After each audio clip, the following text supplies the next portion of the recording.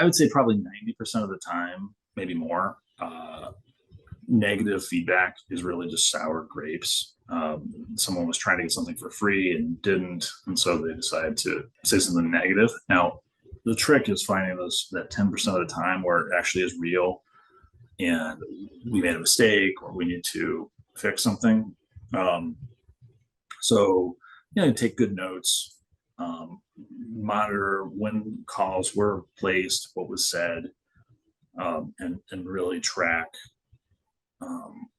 the issues that have been presented and how they are responded to. So um, sometimes if your air conditioning goes out, it's gonna you tell someone it's gonna take a few days to get it fixed because you don't have a part, and then they call back the next day and say you haven't done anything. Well, it's not really something you can even physically do.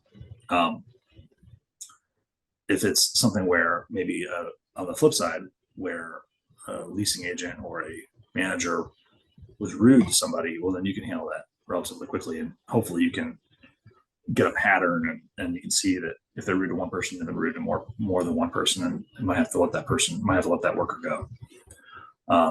So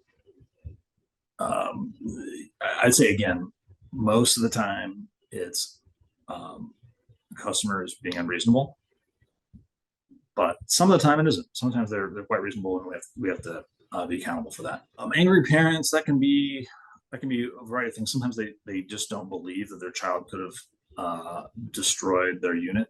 Um, you know, uh, in spite of all the evidence. Sometimes, again, I think the strategy is really the same. I mean, usually it's just taking good notes and understanding the situation. And when someone tries to answer shop, you have the records to say, hey, like that's not really what happened. And you can speak to that parent who may know a little bit more about the situation than you do, or at least than every individual person you talk to does.